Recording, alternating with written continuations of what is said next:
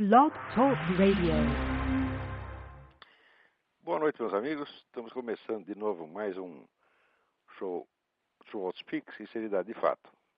Como já virou costume, eu vou ler para vocês o artigo que eu mandei para o Diário do Comércio ontem, que deve sair amanhã.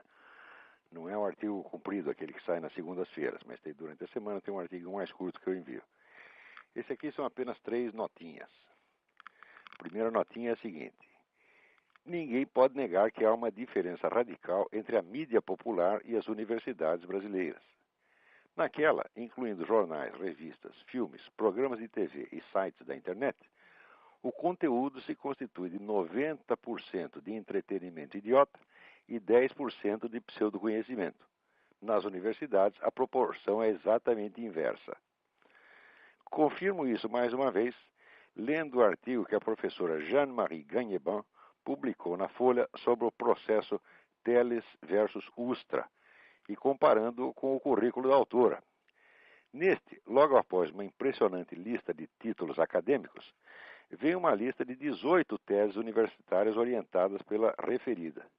Clicando os links de cada uma, podemos ler os seus resumos, cujos tamanhos variam de 2 a 10 linhas. Não há um só deles no qual não apareça pelo menos um erro de português. Isso dá a medida do que se pode encontrar nos textos integrais das teses respectivas e fornece uma boa ilustração quantitativa do fato de que nas universidades brasileiras se pode chegar a chefe de departamento escrevendo Getúlio com LH, como faz o Marquês de Sade. Já a professora Gagneban, que melhor faria se ficasse quietinha em casa, em vez de aprovar teses escritas em português subginasiano, sai dando lições de moral ao país e diz querer a verdade sobre os anos de chumbo. Quer nada. Se quisesse, pediria uma investigação em regra da colaboração entre os terroristas brasileiros e o Serviço Secreto Cubano, a entidade mais assassina que já existiu no continente. Para cada brasileiro armado ou desarmado que foi morto pela ditadura nacional, pelo menos 50 cubanos foram assassinados nos cárceres de Fidel Castro com a solícita cumplicidade moral dos brasileiros autoexilados em Cuba. Segunda notinha. Anúncios que o governo trabalhista de Sua Majestade acaba de proibir na TV britânica em horário acessível às crianças. Presta atenção à lista. Queijo cheddar, flocos de farelo de trigo, queijo camembert, bolinhos com cobertura de açúcar, mingau de aveia, maionese, cereais de grãos variados, creme semidesnatado, nuggets de galinha, waffles, iogurte grego, presunto, linguiça, bacon, patês variados, amendoins e creme de amendoim, castanhas de caju, pistache, uvas passas, groselha, chips de batatinha, azeite de oliva, manteiga, pizza, hambúrgueres, ketchup, chocolate, molho inglês, Coca-Cola e similares e soda limonada. O que seria das criancinhas se não houvesse burocratas zelosos para protegê-las contra o pecado da gula? Mas cá entre nós, vocês já viram, na Inglaterra ou no Brasil, alguma camisinha com aviso governamental de que sexo anal pode dar câncer no reto? Ah, isso não. Perigoso mesmo é mingau de aveia. Terceira notinha. O crítico Daniel Pisa, cujo nome parece estar incompleto e já corrigi para Daniel Pisa na bola, ficou ofendidíssimo com a minha afirmação de que não tem sentido falar de uma guerra em bloco Oriente versus Ocidente, porque, digo eu, aspas, o Ocidente revolucionário, ateu e materialista está do lado dos terroristas. Fecha aspas. Contra isso, ele alega que ele próprio é ateu e materialista sem, por isto, ser um fã de Bin Laden. Vários leitores do seu blog repetem o argumento, cada um deles gabando-se de ser o fulminante exemplum in contrarium que dará cabo da minha teoria. Desde logo, é claro, não escrevo para analfabetos funcionais, que, onde está escrito o Ocidente revolucionário, ateu e materialista, leem cada ateu tomado individualmente. No entender desses imbecis, não pode ter havido nenhuma guerra entre os Estados Unidos e a Alemanha, já que havia alguns americanos a favor da Alemanha e alguns alemães a favor dos Estados Unidos. Mas a burrice obstinada desses sujeitos não se contenta de ler errado. Lê a menos. Onde você escreve ateu, materialista e revolucionário, eles leem só os 2 primeiros adjetivos, ignorando ou fingindo ignorar que o terceiro está lá para deixar subentendido que os ateus materialistas não revolucionários não se incluem necessariamente no enunciado geral. Isto é, que os seus exemplos individuais, triunfantemente brandidos contra o meu argumento, já estavam impugnados nele de antemão, com a condição de que fosse lido por pessoas alfabetizadas. É isso aí, gente. Está cada vez mais difícil e dolorosa a tarefa de escrever para brasileiros. Quer dizer, além de você escrever, você tem que, a cada linha, você tem que explicar para eles, né, o sentido das palavras, e você mesmo tem que analisar a sua frase, porque os coitadinhos não entendem. É uma coisa medonha. Não sei onde é que vai terminar isso aí. As pessoas vão terminar conversando na base do au, miau, ou alguma coisa assim, né? Mas, vamos lá. Uns anos atrás, quando eu escrevi que a onda mundial de denúncias contra os padres pedófilos era só uma camuflagem, aliás, era uma dupla camuflagem. Por um lado, era para camuflar a infiltração do movimento gay dentro da igreja, que é descrito pelo repórter Michael Rose no livro Goodbye, Good Men, Adeus, Homens Bons, onde ele mostra que, durante 30 anos, o movimento gay foi tomando todos os postos de psicólogos nos seminários, de maneira que, daqui a pouco, a seleção de candidatos ao sacerdócio tinha mudado completamente. Só gay entrava. É claro que 30 anos depois isso aí tem que dar algum efeito. Quer dizer, o negócio virou uma putaria mesmo, né? E, em segundo lugar, eu diria que a comunidade que tem mais pedófilos no mundo eram os assistentes sociais da ONU. E que isso ninguém noticiava, não saía uma linha. Isso eu escrevi uns 4 anos atrás. Na época que eu escrevi, eu recebi dezenas de cartas indignadas dizendo que eu estava inventando tudo, como sempre acontece. Muito bem. Agora, a própria Folha de São Paulo finalmente admitiu a verdade e publicou a notícia: novas acusações de abuso sexual infantil atingem a ONU. Isso saiu no jornal britânico Daily Telegraph, e está dizendo que esse já é, não é o primeiro nem o segundo caso, é o enésimo caso de abuso de criança, com o agravante de que são crianças refugiadas. Quer dizer, chega os menininhos pedindo socorro para essa gente, e o que eles recebem de volta vocês sabem o que é, pô. Entendeu? É o que os assistentes sociais têm no meio das pernas. Isso eles dão para os menininhos de 10, de 12, de 14 anos. Quer dizer, esta é uma comunidade verdadeiramente criminosa. A ONU, eu sempre achei que ela devia ter fechado. Ela não tem a menor razão de existir. Um momento que está havendo aqui uma chamada. Deixa eu ver se eu atendo aqui. Alô, quem está na linha? Alô? Alô? Não consigo ouvir. Não consigo ouvir, não é o que a pessoa está falando. Depois, tentarei de novo depois. Muito bem, então, como sempre acontece, eu já recomendo às pessoas, olha, antes de vocês contestarem o que eu estou dizendo, você trate de estudar um pouquinho, porque é o seguinte, eu não sou desses camaradas que opina na primeira, assim, no calor da emoção, acho isto, acho aquilo.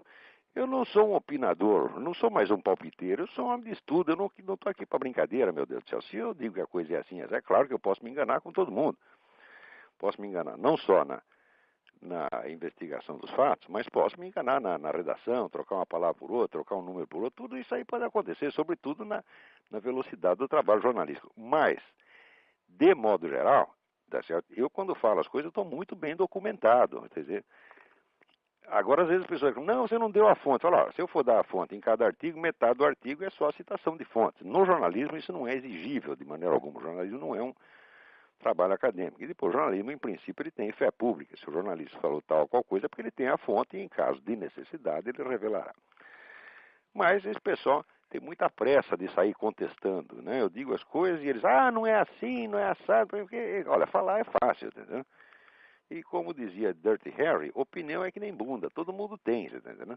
É muito fácil ter uma opinião, tá certo? E dá-la, né? Agora, o difícil é você investigar a realidade e dizer alguma coisa que faça sentido, não por opinião, mas porque é uma realidade. Então, quando eu escrevi esse negócio da pedofilia dos funcionários da ONU, houve uma gritaria geral de que eu estava inventando, exatamente como no caso do Foro de São Paulo e em outros casos. Quer dizer, eu já estou com o saco cheio dessa leviandade brasileira. que ele dizia, acho isso, acho aquilo, tá certo? E já saí contestando a coisa só porque não gostou de ouvir aquilo. Isso é uma nojeira. Isso é um sinal, vamos dizer, de inferioridade mental, tá certo? Absolutamente escandaloso. E isso se disseminou no Brasil de tal maneira que hoje não dá para ter uma discussão decente com mais ninguém, tá certo? E no começo eu tentei, evidentemente, manter uma discussão à altura, mas não tem com quem discutir, né? Esse pessoal que está escrevendo na mídia hoje é quase tudo palpiteiro idiota, tá certo? Picareta, semi-analfabeta, né? É uma coisa horrorosa. Então eu cansei disso e decidi tomar umas lições com o Alborguete, aquele repórter policial, tá certo? Que faz aquele programa lá no Paraná, que virou um sucesso, e que 80% do programa é constituído de palavrões. Eu acho essa a única linguagem com que dá para falar com essa gente, para que eles não tenham a ilusão de que nós os respeitamos, porque eu não respeito essa gente em nada. Quer dizer, respeitá-los seria desrespeitar a verdade, desrespeitar a cultura, desrespeitar a moral, tá certo? E desrespeitar a própria língua portuguesa. Então tem um rapaz aqui que escreveu um e-mail muito amável, muito simpático. Ele não gosta muito do meu programa, mas ele me recomenda duas coisas. A primeira é que eu deixe de fumar. E a segunda é que eu não diga palavrões para não ferir os ouvidos cristãos. Eu digo, olha, em primeiro lugar, esse negócio de você de policiar muito a linguagem não é uma coisa cristã, isso é uma coisa mais da era burguesa mesmo, começa na era vitoriana, porque os autores cristãos antigos não tinham esse problema. Por exemplo, eu li São Bernardo de Claraval, que é um dos grandes santos da igreja, e São Bernardo, quando tem que dizer bosta, ele diz bosta, ele não troca por outra coisa. Tá? Então eu sigo mais exemplo de São Bernardo do que dessas pessoas tão educadinhas. Hoje em dia, quanto mais educado, mais polido, mais sem vergonha. Você lê esses artigos que saem na Folha de São Paulo, escritos por esse bando de mentirosos. Nenhum deles fala palavrão, todos eles são bons meninos. Para mim já cansou isso aí, tá entendendo? Eu não posso falar dessa gente numa linguagem respeitosa, porque eu não os respeito mesmo. Isso é como no debate que eu participei no Rio Grande do Sul, estava lá um senador Emílio Fontana, e eu estava falando umas coisas do governador Olívio Dutra, e ele disse, o senhor está respeitando o nosso governador. E eu disse, não, mas como? Eu não o respeito mesmo, eu não posso respeitar um governador de estado que se gaba de ter sido campeão de masturbação, porque ele deu uma entrevista dizendo que ele fazia campeonato de masturbação com os amigos dele, não aos 12 anos de idade, 13 anos, mas aos 20. E ele contava isso não envergonhado. Se ele dissesse, olha, você vê como eu sou um idiota mesmo, né? Eu até fazia campanha de masturbação, campeonato de masturbação com meus amigos, né? Não, mas ele se gaba de que ele era o campeão. Eu digo, como é que eu posso respeitar um vagabundo desse? Não respeito de maneira alguma. Bom, daí o Emílio Fontana ficou quietinho o resto do programa. Ele não disse mais uma palavra, que era exatamente o que eu queria. Eu só queria isso, que ele ficasse quietinho e me deixasse falar. Ele ficou. Então, o único jeito de tratar essas pessoas é este. Vamos ver agora, esta semana, acontecendo duas coisas maravilhosas. A primeira é isso aí, que tem uma estação de rádio, que o prédio pertence ao MST, né? Os camaradas não pagaram lá, não pagaram as contas em tempo, não pagaram os aluguéis, etc. O MST foi lá e botou todo mundo para fora. Quer dizer, o MST como proprietário, ele é bem mais intolerante do que os proprietários de terras que eles ocupam, porque eles vão lá, encostam a bunda lá e não sai mais, você está entendendo? E ninguém os pode tirar, nem com ordem judicial os caras saem. Agora, se você ocupa um imóvel deles e atrasa os dias do pagamento, eles te põem para fora, está entendendo? Quer dizer, eles ficam se queixando de que o capitalismo é malvado, mas o capitalismo malvado, os exploradores, são eles mesmos. O MST é o maior latifundiário que já existiu no país. Agora, o gozado é o seguinte, como é que este MST pode ser proprietário do que quer que seja se ele não tem sequer existência legal, não tem registro? É só neste país que uma entidade inexistente é proprietária, tá certo? Ora, enquanto isto, o governo continua protegendo o MST. Claro que continua, porque ambos têm compromisso de solidariedade mútua firmado no Foro de São Paulo. Tá certo? Um não vai fazer o mal para o outro, nem o outro vai fazer o mal para um, porque é tudo irmãozinho. Tá? Enquanto isso, vem aqui a notícia aí no Estadão de que o governo não divulga mais os números sobre conflitos agrários no país. Agora ficou secreto. Quer dizer que quanto mais a violência cresce, quanto mais a arbitrariedade do MST cresce, menos o governo quer falar disso. E agora, se ele não divulga os dados, ninguém tem acesso a isso. Então virou segredo.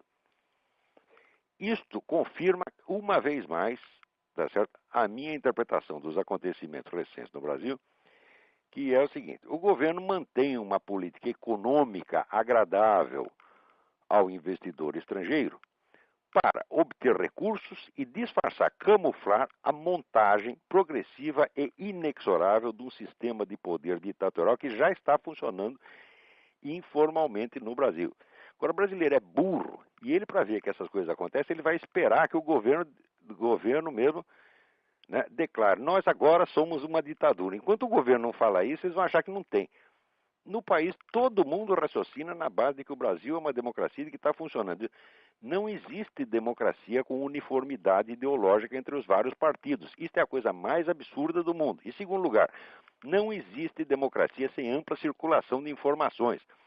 Um país onde o povo inteiro não está sequer informado sobre a existência de uma coisa como o Foro de São Paulo, e agora também não pode conhecer os números do conflito agrário, você não tem liberdade de informação alguma. A informação está sob controle total do PT, minha gente. Quer dizer, isso aí, vamos dizer, é uma ditadura com vaselina. E o pessoal já está começando a gostar, você está entendendo? Ora, meu Deus, até onde vai isso aí, hein? Quer dizer, até onde irá a burrice brasileira, a covardia intelectual brasileira, o medo de enxergar a verdade? Olha, o que vai acontecer é exatamente o que está acontecendo no Uruguai, onde a justiça, né, revanchista, já decretou agora não mais a prisão, mas a morte do ex-presidente Juan Maria Bordaberry. Eu não gosto desse Bordaberry de jeito nenhum, mas acontece que, veja, você condenar um nego por supostos delitos feitos 40 anos atrás, quer dizer, um sujeito que está com 90 anos já está caindo podre, né? Você vai tirar um nego do hospital, ele nem tem mais condição de entender o processo, tá certo? Já está com Alzheimer avançadíssimo. E para matar esse sujeito, eu digo, ora, isto mostra aquele negócio que Stalin chamava o longo braço da revolução. Comunista, quando fica com raiva de você, ele não te perdoa jamais, jamais. Pode passar 40, 50, 60 anos. E quando você imagina que você pode conviver democraticamente com ele, você pode ter certeza que essa convivência democrática só vai servir para ele acumular poder e depois te matar.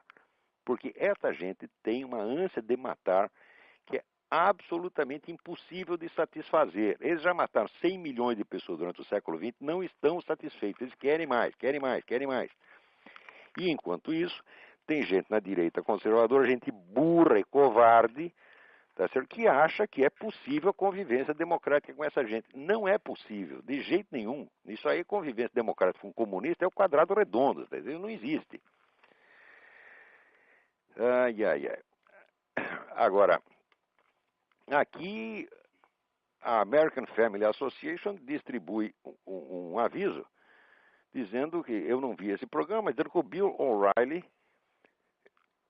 chamou o George Soros de inimigo público número 1. Pô, pela primeira vez alguém diz a verdade sobre este sujeito. Vocês prestem atenção, porque esse camarada é o financiador de toda a esquerda revolucionária na América Latina e no mundo, né? Agora, vocês não pensam que esse negócio de covardia e de burrice perante a esquerda é só no Brasil. Aqui nos Estados Unidos também tem, né? Agora, por exemplo, né, teve um deputado aqui recém-eleito, um tal de Ralph Ellison, que ele disse que não ia jurar em cima da Bíblia porque era muçulmano. Então, permitiram que ele jurasse em cima do Corão. Daí, o indivíduo, além dele fazer isto, que já é um desplante, porque se cada um pode... Veja, ninguém lá jurou na Bíblia por ser o livro da sua fé. Jurou por ser o livro da fé majoritária do país. Quer dizer, você vai me dizer que não passou nenhum ateu pela Câmara dos Deputados ou pelo Senado nesses 200 e tantos anos, falaram, faça-me um favor, e todos eles ficaram quietinhos e juraram sobre a Bíblia, tá certo? Se vai lá um deputado judeu, ele jura sobre a Bíblia inteira, Novo e Antigo Testamento, nunca ninguém protestou, nunca ninguém quis criar caso por isso, tá certo? Agora, muçulmano sabe como é orgulhoso. Então, este Sr. Ellison, ele, além de impor esta condição, que os camaradas covardemente aceitaram, ainda saiu dando entrevista, dizendo que ele jurou sobre o Corão, porque o Corão foi uma obra muito importante e muito influente nas origens da democracia americana. Quer dizer, ele está querendo dizer que aqueles Founding Fathers, todos eles aprenderam democracia no Corão, né? Bom, para vocês terem ideia, né, veja aqui o que John Quincy Adams escreveu sobre o Corão. Diz ele: no século VII da era cristã, um árabe errante da linhagem de Agar, combinando os poderes do gênio transcendental com a energia preternatural de um espírito fanático e fraudulento, de um impostor, proclamou-se o mensageiro dos céus. Isso é para você ver como os pais fundadores gostavam do Corão, né? Agora, daí acharam lá acharam um exemplar do Corão que pertenceu a Thomas Jefferson e levaram lá para o sujeito jurar em si. Você sabe por que o Thomas Jefferson tinha esse exemplar do Corão? Porque naquela época ele estava em guerra, tá certo, com os piratas muçulmanos, tá certo, traficantes de escravos, tá certo. Então ele queria se informar sobre quem eram aqueles vagabundos, então arrumou lá um livro, o Corão. Quer dizer, você vê que dizer que isso aí exerceu uma influência na fundação da democracia é de um cinismo sem par. Agora, houve até um debate tem uma página de debate lá no Detroit Free Press, né? E teve um sujeitinho lá que disse que nem o Islã nem o cristianismo fizeram nada para terminar com a escravatura, porque a escravatura é natural, né, na sociedade do seu tempo. Daí eu botei lá uma observaçãozinha que vocês podem ver no http://forums.freep.com. Vocês acham lá esse debate sobre o Ellison?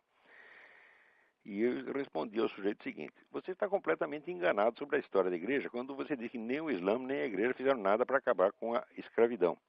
O Islã de fato não fez nada, mas a igreja foi essencial para liquidar a escravidão duas vezes na história, no mundo romano e nos tempos modernos. Você sabe que a escravidão romana era bem pior do que a escravidão depois europeia, porque o escravo não podia casar, né? A procriação era coletiva, você ajuntava homem e mulher pelado, né, num salão, todo mundo comia todo mundo e daí ninguém sabia, nascia as crianças e ninguém sabia que era o pai. Já se fazia assim para que não formasse família, porque se formasse família ia querer propriedade.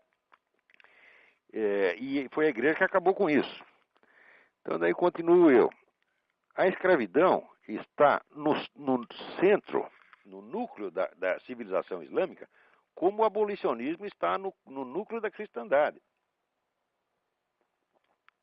De fato, a escravidão tinha estado ausente nos países europeus por 11 séculos, quando os navegantes europeus finalmente chegaram na África. E, sob influência muçulmana, se tornaram eles próprios traficantes de escravos. Pelos 3 séculos seguintes, a maior parte dos escravos que vieram para os países ocidentais não foram escravizados, não foram aprisionados por europeus ou americanos, foram simplesmente comprados de muçulmanos. Ou seja, a civilização islâmica foi o escravizador número 1 e o traficante de escravos número 1 de todos os tempos. E isto é precisamente a razão pela qual eles ficam condenando, falando mal da escravidão ocidental.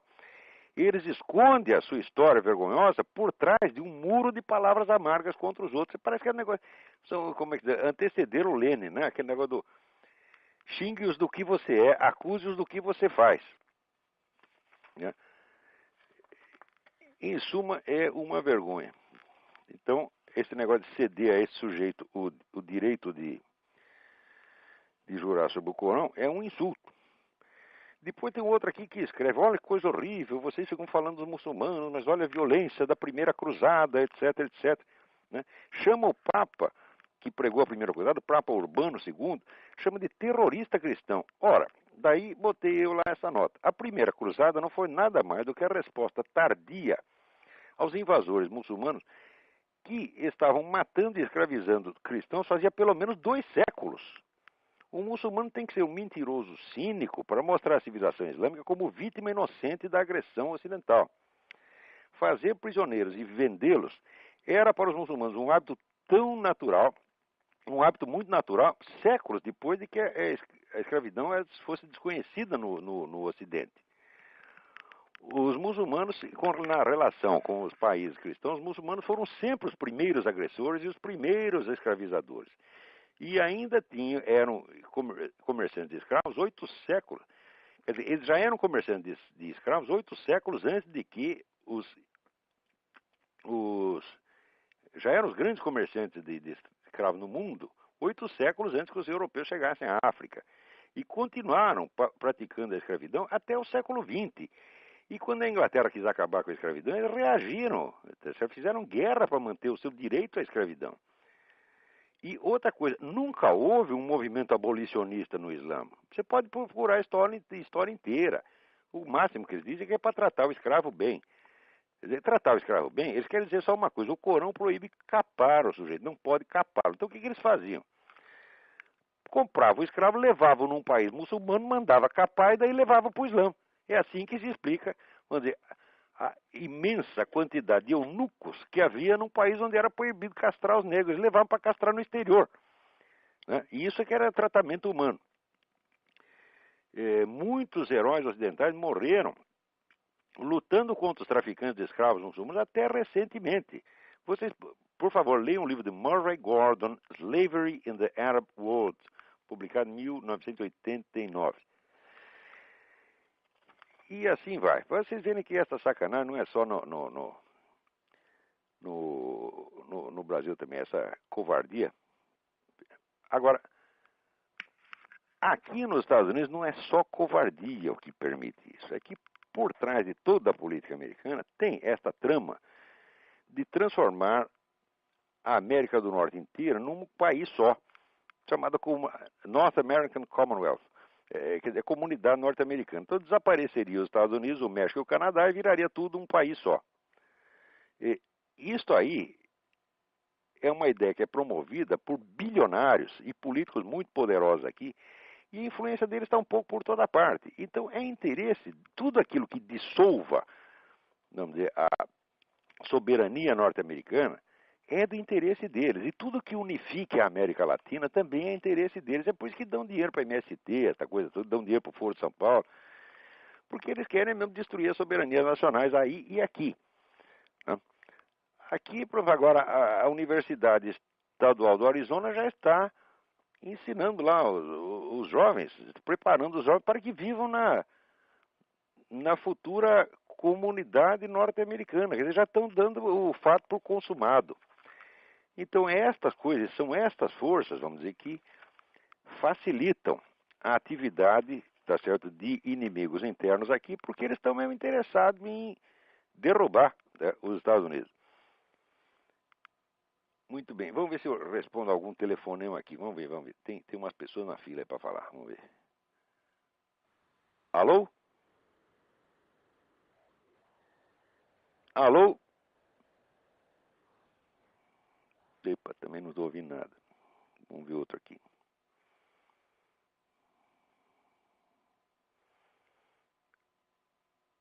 Alô? Boa tarde, Olavo. Boa tarde. Quem está falando? Aqui é o Paulo. Aqui é o Paulo? Paulo. Sim, eu estou falando, da Flórida. Ah, você mora na Flórida. Tudo bem? Sim, tudo bem.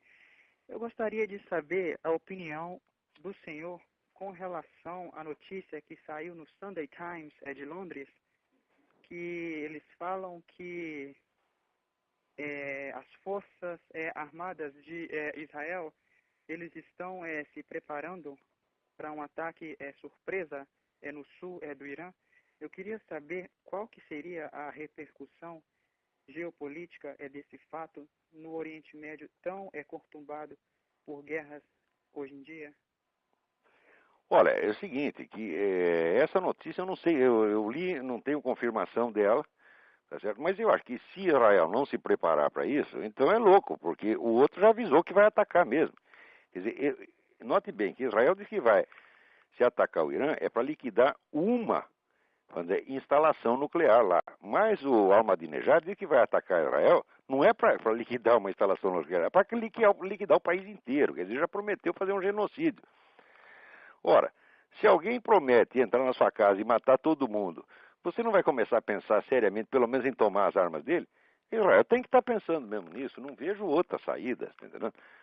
Por mais que todo mundo queira evitar uma guerra, ninguém quer a guerra, mas numa coisa dessa o sujeito já está ameaçando, vamos dizer, fazer um novo holocausto. Aí que brincadeira é esta? Não pode permitir nem que o nego fale isto.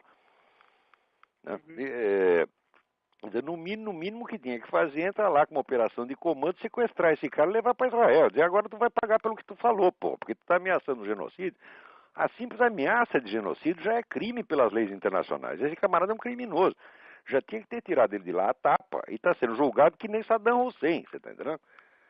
Agora, quando você acerta um desgraçado desse, fica todo mundo chorando.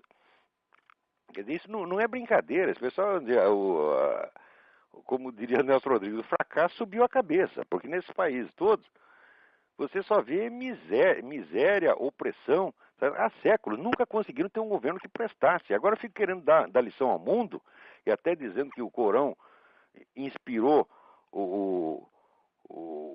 a democracia americana. Ora, meu Deus do céu, eu conheço um pouco, vamos dizer, de cultura islâmica, tá certo?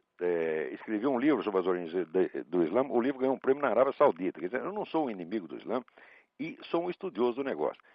E eu vejo o seguinte, que o Islã tem grandes coisas na área espiritual. O Islã tem grandes místicos espirituais, filósofos, uma coisa maravilhosa.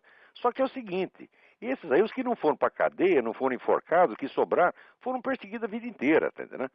Então, a sociedade, vamos dizer, a cultura islâmica é maravilhosa, mas a sociedade e o Estado são coisas horríveis. Eles não têm nada para ensinar para o Ocidente é que tem que ensinar para eles. Olha, se vocês querem, vamos dizer, ser alguma coisa no futuro, se você quer inclusive voltar às glórias que vocês tiverem outra vez, você trata de aprender a democracia, os direitos humanos, a decência, tá entendendo? Tem que virar gente em vez de ficar arrotando grandeza, porra. Né? Então, se Israel bombardear essa porcaria dessa fábrica, lá tem que bombardear mesmo. Acabar com essa brincadeira logo, vai. Né? O que já tem você vê, os países que têm a bomba atômica, eles têm conseguido manter um equilíbrio. Por pior que esse país ser, mesmo a ditadura soviética, tá, né? Não era constituído de louco, tá certo? No Kremlin ninguém queria soltar bomba atômica em parte alguma, mas esses caras eles querem. Quer dizer, no Kremlin os caras eram assassinos, vagabundos, filha da mãe, mas não eram loucos, tá entendendo? Eles não estavam loucos para morrer, para ir para o céu, porque achar que que você se estourou assim mesmo, você vai para o céu e vai ter um montão de virgem para poder comer. Isso é interpretação de merda, tá entendendo? Quer dizer, o sujeito que entende assim, vamos dizer, com esse literalismo, qualquer livro saco, é um idiota perfeito, né? E os caras estão loucos vamos dizer, para morrer, né? Para desfrutar dos prazeres que eles acham que vão ter lá, não vão ter prazer nenhum, tá entendendo? Quer dizer, como dialogar com esses caras? Não vai. Então, minha opinião é essa. Bombardeia logo. Vamos atender o outro aí. Tchau, Paulo. Obrigado. De nada. Muito obrigado, Olavo. Alô? Alô, quem tá na linha aí? Alô, Olavo? Sim. É Fábio? Ô, Fábio, tudo bem? Beleza, tudo bem? Tudo certinho.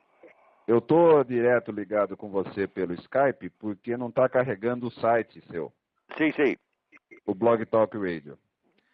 Então é o seguinte, eu queria perguntar sobre isso que você escreveu no último artigo da segunda-feira, dessa segunda, sim, sobre o governo mundial da ONU.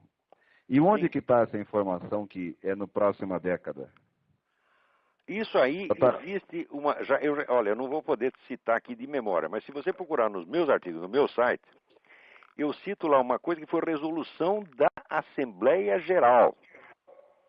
Converter a ONU e dar à ONU poderes de governo mundial num prazo que eles dão lá, mas seria mais ou menos isso aí, no máximo isso aí. Na verdade, eu acho que o prazo que eles botaram é menor. Se você botar lá ONU e você tiver paciência de botar, entrar na minha parte, procurar no aparelho de busca ONU, tá certo? Com a Assembleia Geral, tá? você vai ver que isso não é, vamos dizer, não é uma coisa de uma parte da ONU, foi uma resolução da Assembleia Geral, isso é uma coisa oficial. Agora, no Brasil, o brasileiro está tão burro, acha que tudo aquilo que não seja igualzinho ao cotidiano dele, ele acha que não existe. Quer dizer, é o nego que vive no fundo do poço, tá entendendo? E acha que não existe nada fora do poço. Quer dizer, é por isso que eu já estou impaciente, é por isso que eu já adotei o estilo Alborguete, tá entendendo? A pessoa começa a duvidar das coisas, tá? Já tem que mandar a merda logo de cara, pô. Né? Já cansei de discutir, sabe, lavar a cabeça de burro. Eu tô ficando velho. Um dos privilégios da velhice é você não precisar mais respeitar ninguém. Né? Ninguém vai precisar dizer pra você, respeite meus cabelos brancos, né? Eu tenho mais cabelo branco que você, sou mais... Né? Então eles que vão todos à merda. É claro que não estou me referindo a você, que é um amigo, né? Alô, Fábio? Epa, saiu da linha, Fábio? Alô, Fábio? Alô? Ouvindo? Alô, Fábio, tá ouvindo? Eu estou te ouvindo. É claro que não é você que eu estou mandando a merda, você é meu amigo, pô. Então, se você procurar lá Assembleia Geral ou ONU, você vai acabar achando, isso é um artigo de uns 3 anos atrás. E correto. Eu posso tentar, eu mesmo olhar lá, e no próximo programa eu te digo, tá bom? Tá ótimo. Ok, um abração. Outro. Vamos atender outra. Agora deixa eu dar um aviso aí para todo mundo. O diretor do Blog Talk Radio, um cidadão muito simpático e amável chamado Alan Levi, telefonou aqui para mim, dizendo que o programa está tendo uma audiência ótima, muito mais do que eu esperava, e oferecendo aqui me colocou em contato com uma pessoa que trabalha lá da área técnica, que me ensinou a colocar uns botões, uns buttons, ali na minha página, olavodecarvalho.org, pela qual vocês terão acesso a duas coisas. Primeiro, terão acesso direto ao programa, não precisarão discar mais, é só clicar ali e você já entra no programa direto. Eu espero que até a semana que vem eu já tenha conseguido instalar isso aí. Que eu não entendo esse negócio, mas vou pedir para minha filha Inês resolver isso aí. E a segunda coisa é que terá um segundo botão pelo qual você ouvirá automaticamente o último show transmitido. Então, aqui, publicamente, agradeço a gentileza do senhor Levi e a assistente dele, a Amy, que se prontificou a me ajudar nisso aí. Então, vamos lá, vamos atender mais um aqui. Tem alguém na linha agora? Vamos ver mais um aqui. Alô? Alô? Alô? Quem está na linha? Alô? Alô, Olavo? Eu? Olavo. Aqui, Alfred. Alfred? Tudo bem? Sim, tudo bem. Olavo, tudo bem. Eu gostaria que você comente esse artigo que o Melão escreveu faz um par de domingos aí. Eu não li o artigo dele. Eu vou ler e comento eles que faz uns artigos muito bons de vez em quando. Sim, mas ele afirma que o Brasil nunca vai ser socialista porque Lula nunca vai permitir isso e que Lula na realidade é um homem de centro. Ih, meu Deus do céu! Mas o que é isso? Até o João Melão já entrou nessa. Isso aí é uma covardia mental. Em primeiro lugar, a economia brasileira já é socialista pelo nível de controle que existe na economia. O socialismo não é a posse estatal integral dos meios de produção, porque isso é impossível. O socialismo é o controle, quer dizer, o socialismo é uma atividade capitalista mais ou menos criminalizada e marginalizada. No Brasil, ela já está criminalizada. Você não pode abrir uma firma no Brasil, quer dizer, você já é suspeito, você já parece que você é do PCC, tá certo? E 60% da economia nacional já está diretamente na mão do Estado. Se você somar todos os outros controles que tem em volta, mas isso já é uma economia socialista, é a coisa mais óbvia. Por exemplo, vamos supor que eu decida aqui, né, comprar um computador, um laptop e mandar de presente para você.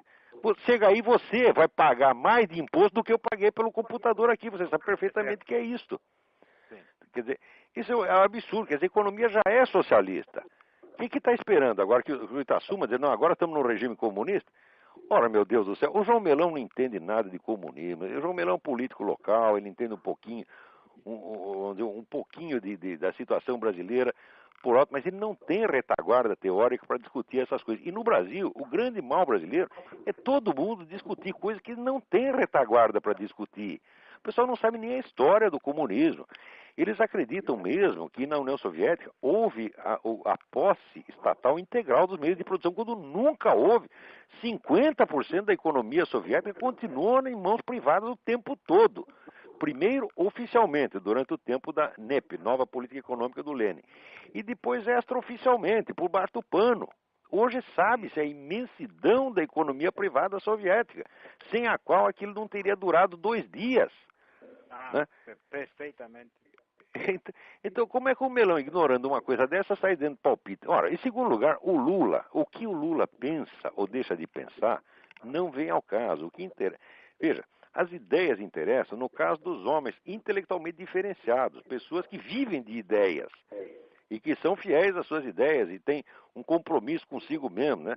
Agora, o homem medíocre, ele não vive de ideias, ele vive das pressões externas. O Lula não age de acordo com a convicção dele, ele age de acordo com a pressão. Ele sempre foi assim.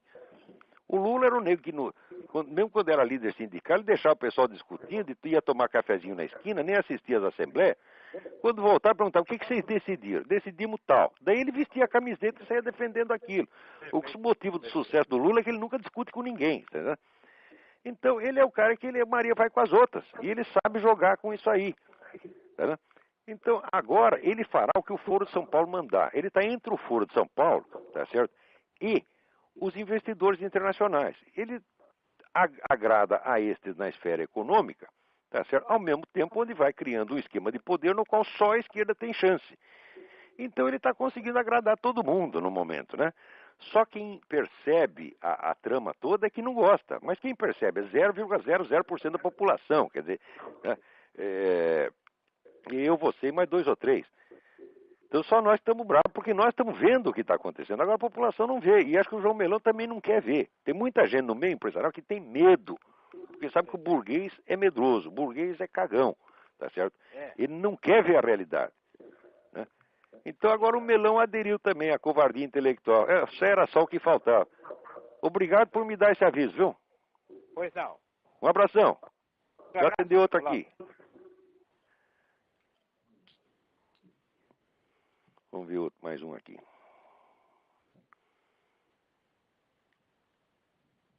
Alô? Alô, Olavo? Eu? Aqui é o Fernando. Oi, Fernando, tudo bem? Tranquilo? Tudo tranquilo. Olá. Tá me ouvindo? Tô ouvindo. Olavo, eu queria fazer uma... Olavo? Oi? Ih, tem 2 na linha ao mesmo tempo? Não fala os 2 ao mesmo tempo, senão eu fico maluco. Diga aí, Fernando. É o seguinte, Olavo, não sei se você lembra hoje sobre uma coisa que aconteceu sobre o bloqueio do site YouTube pela Brasil Telecom aqui no Brasil. Eu ia comentar isso, muito bem lembrado, muito obrigado pelo lembrete. Esta senhora, Daniela Sicarelli, ela sai trepando em público e depois alega privacidade. Fala, isso é a coisa mais absurda do mundo, né? Você imagino eu, ali chegar no meio da Praça da Sé, pego lá uma senhorita, né? Fico transando com ela ali no meio da Praça da Sé e digo, ninguém pode olhar. É o que ela está fazendo, pô. Quer dizer, aquilo que é feito em público é documentável em público e essa coisa tinha que ser exibida mesmo, você está entendendo? Olavo. Oi. Eu acho que a questão, o pessoal ele está aí no Brasil, ou melhor, aqui no Brasil, o pessoal está levando para o lado errado. Eles estão discutindo, digamos assim, a moralidade disso, ou se isso é o suficiente ou não para bloquear o YouTube. Mas a questão principal aí, eu vejo que é o fato de o YouTube ter sido bloqueado. Tem coisa pior, vou te contar um detalhe que ninguém prestou atenção. O juiz informou que ele não decretou de maneira alguma o fechamento do YouTube. Ele decretou apenas a retirada do filme. E de repente no dia seguinte aparece a Brasil Telecom, que é aquela empresa que é mãe do Lulinha, tá certo? E ela sai bloqueando. Sai bloqueando por quê?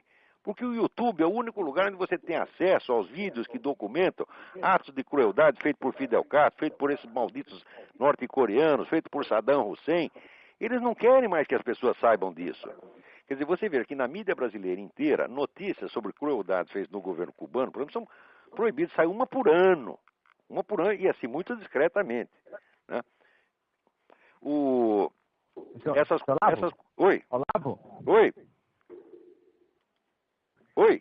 Desculpa, termine, Olavo, que eu gostaria de falar também. É que eu estou acompanhando o Fernando. Sim. Meu nome é Leonardo. Eu sou o conde de Lope de Villanueva. Tá sabendo alguma coisa do Orkut que fico te enchendo o saco de vez em quando. Ah, você é o conde? Opa! Você é o conde? É! Ah, prazer em ouvi-lo. Prazer em ouvi-lo. Então, eu acho que eu já respondi ao Fernando. Você pode fazer a sua observação agora.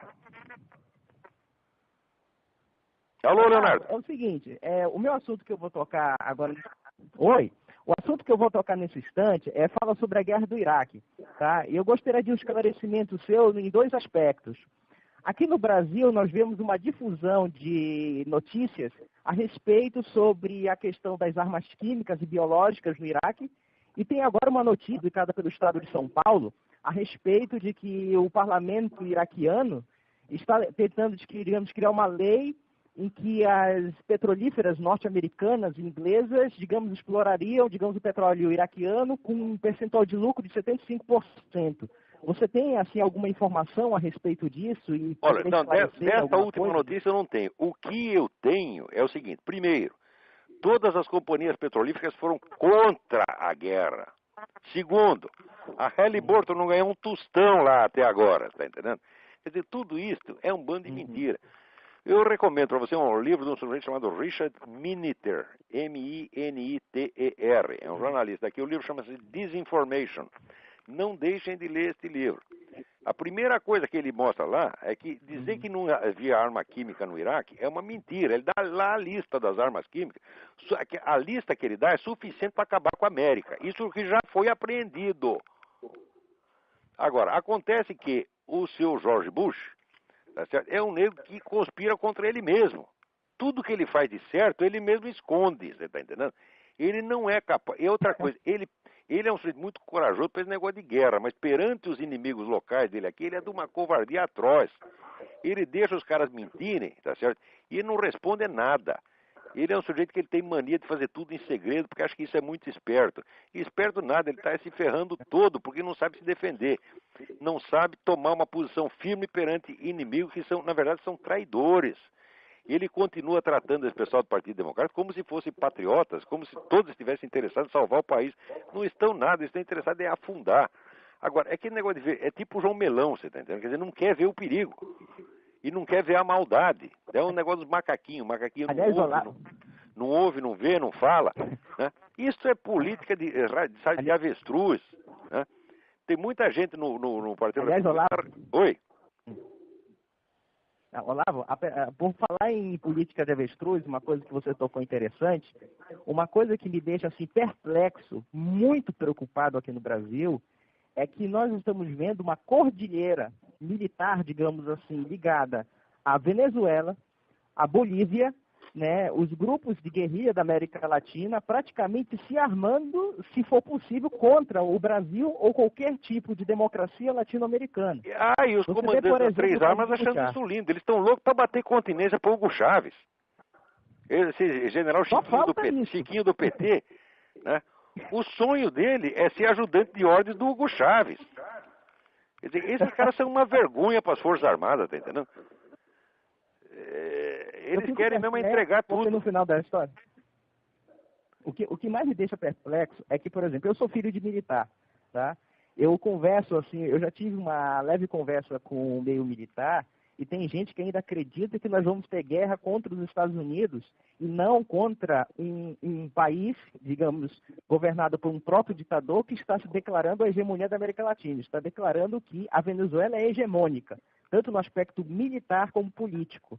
Quer dizer, é uma cegueira total. Assim, e o Hugo Chávez chega aí, põe o pinto na mesa e o Lula diz amém, tá certo? Porque se você for fazer uma competição de força de personalidade, o Hugo Chávez é louco e tem muito mais força de personalidade do que o Lula. Quer dizer, num enfrentamento entre eles, o Hugo Chávez ganha fácil. Quer dizer, o Lula não tem cacife para disputar com esse cara. E o Lula sempre foi obediente. O que o Foro de São Paulo decidir, ele obedece. Obedece porque senão os caras dão um tiro nele, pô. Eu já escrevi isso há muito tempo. O Lula não tem liberdade de governar, tá certo? Ele é office boy do Foro de São Paulo, tá certo? E, por outro lado, existe esse interesse desses grandes investidores, grandes banqueiros internacionais que estão interessados na unificação política da América Latina e que, portanto, estão ajudando Hugo Chávez também. Então aí junta a fome com a vontade de comer. É como, né, quando junta a força do capital, vamos dizer, com a força da demagogia, fala, ninguém segura, porra.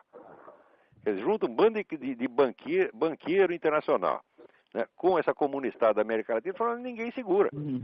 Agora, no Brasil não é um verdadeiro debate político. O verdadeiro debate político tem que discutir essas coisas, essas realidades, e não esses formalismos, essas idiotices, essa desconversa que é só o que a gente vê aí na mídia brasileira. Então, muito bem, agora eu peço licença para vocês que eu vou responder alguns e-mails aqui, porque o pessoal dos e-mails está sendo meio prejudicado neste programa. Agora eu vou encerrar a parte Muito obrigado, Olavo. Obrigado eu. Vocês estão ajudando demais.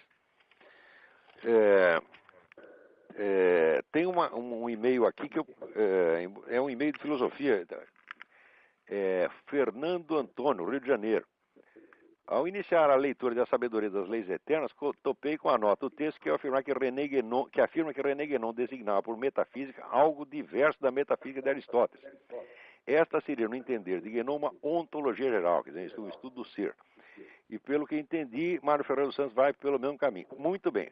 O problema é o seguinte, se você pegar o livro de Aristóteles, que é chamado com o nome de metafísica, que ele chamava apenas de filosofia primeira, e que mais tarde recebeu o nome de metafísica, ele não é de fato uma metafísica, ele é apenas um estudo da estrutura do ser. Ao passo que a metafísica é mais definida, mais propriamente, como o estudo da possibilidade universal. Isso não quer dizer que não haja uma metafísica de Aristóteles, porque Aristóteles tem observações maravilhosas sobre a questão da possibilidade universal, mas estão espalhadas. Até na poética tem observações muito interessantes, e para algumas delas eu chamei a atenção numa nota do meu livro Aristóteles em Nova Perspectiva. Mas que, curiosamente, embora Aristóteles seja conhecido como autor de um livro chamado A metafísica dele não está lá. Tá certo? Agora, no Mário Ferreira dos Santos, o Mário Ferreira dos Santos tem obras e mais obras do que seria metafísica no sentido estrito, tal como definido aí pelo Guénon, estudo da possibilidade universal. A isto ele dedicou a melhor parte das energias dele nessa série final de 10 livros que começa com a sabedoria dos princípios, a sabedoria do ser e do nada, a sabedoria da unidade. São 10 livros finais do Mário, onde ele chega ao suprassumo da genialidade filosófica. E quanto mais leio isso, eu vejo que o Mário foi um dos maiores filósofos do século XX, se não o maior. Justamente por isso é desprezado no Brasil, porque o Brasil é como aquela Espanha miserável de que falava o poema de Antônio Machado, que, né, envuelta em sus andrajos, desprecia quanto ignora. Quer dizer, vestida de farrapos, ela despreza tudo o que ela ignora. O Mário Ferreira dos Santos é grande demais para o Brasil. Ele é maior do que o Brasil. Ele não é apenas o maior dos brasileiros, é maior do que o próprio país. O país não o comporta. O país não tem envergadura para a grandeza, para comportar a grandeza deste grande pensador que foi o Mário Ferreira.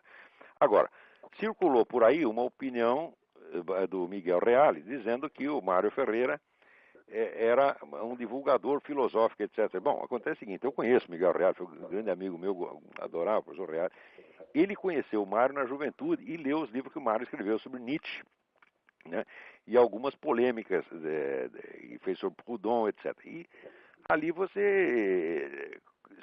até o ponto em que ele conheceu a obra do Mário, o Mário era isso mesmo, era um escritor filosófico de divulgação. Divulgação de altíssimo nível, claro, mas era divulgação. Acontece que o Mário, aos 40 e poucos anos, 43 anos, ele estava dando uma conferência e de repente ele parou a conferência e falou: desculpe, minha gente, eu tenho que ir para casa que eu tive uma ideia. E daí ele se trancou e escreveu mais de 40 livros no prazo de 16 anos. Isso é o suprassumo da genialidade filosófica. Esta parte o professor Reale não conheceu nada, não leu uma linha, ele nem sabe que isso existe, mesmo porque a maior parte deles ficou inédito. E apareceu da série final, saíram só os 3 primeiros e não chegaram a ser vendidos, porque imprimiu e o homem morreu no dia seguinte. Então o Mário é o grande desconhecido do Brasil. Agora, que o professor Reale não conhecesse naquela época é desculpar, mas tem gente que até hoje fica falando aqui, lê os livros do homem sobre Nietzsche e diz, é um divulgador filosófico. Divulgador filosófico é a mãe. O Mário é o grande filósofo do Brasil, o grande filósofo da América Latina.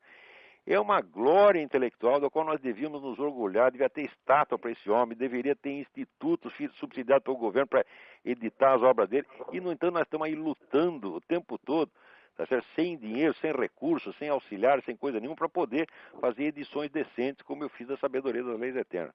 Porque com a obra do Mário não é questão de você pegar os textos e publicar. Não. Os textos são rascunhos. Você tem que fazer edição, quase edição crítica dos textos. Você tem que restaurar os textos, um por um, colocá-los na condição. A restauração crítica quer dizer, você tem que conferir um texto, todos os originais que existem, você tem que conferir o vocabulário dele de cada texto com o de outras obras e fazer uma coisa decente. Então, está aí respondida o e-mail do Fernando Antônio. Deixa eu ver mais algum aqui. Eu estou cada vez mais preocupado com esse negócio de e-mail, porque o número do que a gente pode responder é ínfimo. Vamos ver aqui.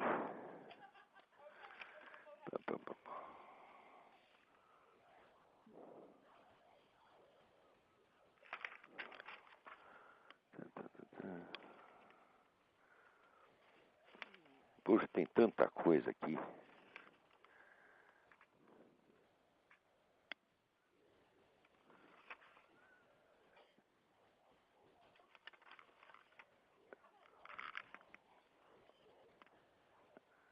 Vamos ver aqui. Felipe, não tem sobrenome. Terminei de ler o livro Ideas Have Consequences, de Richard Weaver. No livro ele afirma que o início do declínio da civilização ocidental foi no final do século XIV e é bem representado por William de Ockham. Olha, você concorda com ele? Em parte. Porque ele joga toda... o livro é um livro brilhante e muito importante na história do conservadorismo americano. Mas o Weaver joga toda a culpa no nominalismo. Tá certo? E, veja, eu não acredito que as doutrinas possam ter uma influência tão grande pelo seu conteúdo ao ponto de liquidar uma civilização. Mas quando você vê a forma, a estrutura interna do modo de pensamento de Ockham, a estrutura interna não está exposta, ela está subjacente na obra. Isto é o que fica. É como ver a influência subliminar. Quer dizer, o conteúdo pode ir embora, mas a forma da mente do negro, essa se propaga como um vírus de computador. E acontece que o Guilherme de Ockham, ele usou sobretudo o critério empirista. O empirismo é impossível, tá certo? Qualquer sujeito que diga para você que é um empirista, ele está mentindo. O sujeito que diz eu só acredito na experiência, isso é uma bobagem. Porque o que você pode conferir por experiência própria é mínimo. Você sempre depende de um contexto cultural, tá certo?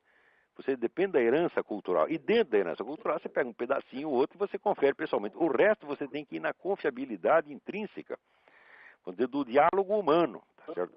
Então, agora, o William de Ockham, ele conseguiu meter na cabeça das pessoas essa ideia, vamos dizer, essa presunção empirista. Tá certo? E todo mundo acredita que é empirista. Agora, empirista é uma coisa que você pode dizer que é, mas ele nunca é. Tá certo? E, então, eu também dato do Guilherme de Ockham o começo de alguns processos de degenerescência, porém, mais por esta coisa de o indivíduo proclamar posições que ele, na prática, ele não pode sustentar. Tá certo? Quer dizer, o sujeito está dizendo uma coisa e fazendo outra porque ele não percebe que a proposta dele é irrealizável. Tá certo? Depois do Guilherme de Ockham, muitos filósofos caíram nesta mesma esparrela e acabou configurando o fenômeno que eu chamo da paralaxe cognitiva, que é, vamos dizer, o eixo da experiência real do sujeito vai para um lado e o eixo da elaboração teórica, da construção teórica dele vai para outro. Quer dizer, ele está falando daquilo que ele não vê e ele vê as coisas das quais ele não fala. Quer dizer, uma espécie de abismo perceptivo, né? Uma coisa muitíssimo grave, e que é o assunto da pesquisa que eu estou fazendo.